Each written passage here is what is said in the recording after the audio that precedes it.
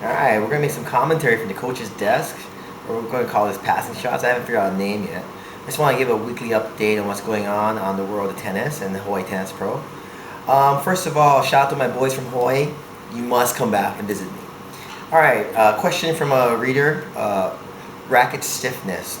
When you're playing with rackets, they either are very stiff or very flexible. Player rackets such as the Tour, Wilson Tour, and Encode Tour, the Federer racket is very flexible. It's kind of in the middle in terms of stiffness, but it's very light, it's very heavy, it's a ground stroking racket. You get more feel from the ball when you're striking the ball. And everyone's seen my racket, my Encode N3, and that is very stiff, it's very large also.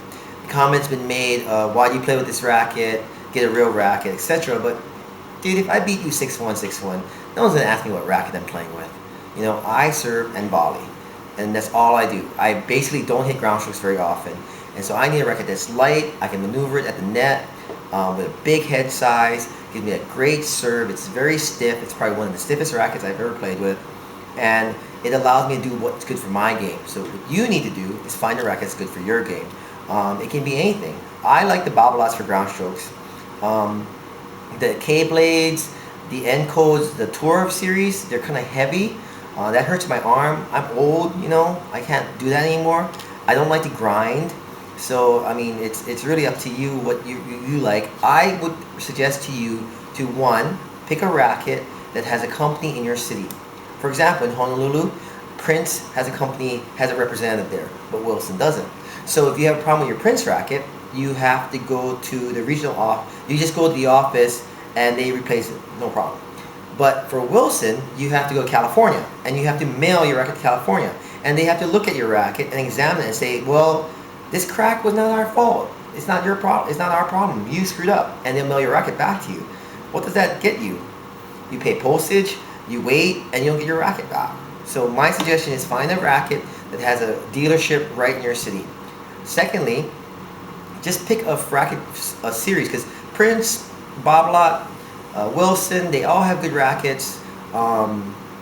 They all have certain ranges. The worst thing you can do is borrow a racket from Prince, borrow a racket from Wilson, and borrow a racket from Babolat, because that's like comparing apples and oranges. You have to stay within a product line in order to ensure continuity. Okay, watch out for Wilsons because they're head heavy. Their series focuses on being head heavy. And it is head heavy. If you put the racket in your hand, you'll feel it's head heavy. Most players that play a ground stroking game like a really balanced racket with a little weight behind it. The last thing I would suggest to you is try the racket for 4 days, because the first time you try a racket, it feels great.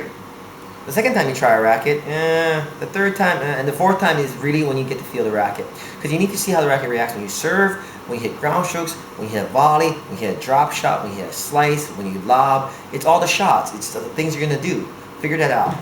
Okay. So lastly, my last comment, if you guys have any questions or anything you want answered, feel free to send me a note, send me a video. I'll analyze it free of charge, and I'll get back to you. Thanks for listening to Passing Shots this week.